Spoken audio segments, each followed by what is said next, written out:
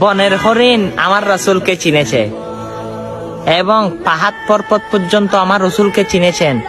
যখন আমার রাসূলকে মক্কা থেকে মদিনায় হিজরতের সময় আবু জাহেল তাড়া করতে লাগলো, তখন আমার রাসূল জাবারে সুরে পাহাড়ের মধ্যে উঠতে লাগলো। সে পাহাড় কালো হয়ে যায় এবং সে পাহাড়ের একটি গুহায় আমার রাসূল রেস্ট করে, বিশ্রাম করে। তখন সেই পাহাড়ের মধ্যে কবুতর এবং লতাপাতা আমার রাসূলের মহব্বতে যেন আবু জাহেল দেখতে না পারে, সেখানে কবুতরের ডিম নিয়ে বসেছিল। সুবহানাল্লাহ। অবশ্যই আমার রাসূলকে সবকিছু চিনে, কিন্তু আমরা সেই নবীর উম্মত হয়ে সেই নবীকে চিনতে পারি নাই। কারণ হে নবীর সুন্নত কোথায়, সে নবীর লেবাস কোথায়, সে নবীর কথাবার্তিগুলো আমরা কারা মান্য করতেছি? অবশ্যই চলুন না ভাই, এই সুন্দর কথাগুলো মানুষের কাছে পৌঁছে দেন।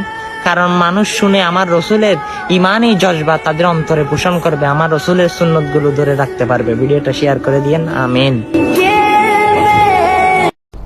প্লিজ এই ভিডিওটি শেয়ার করে দিন।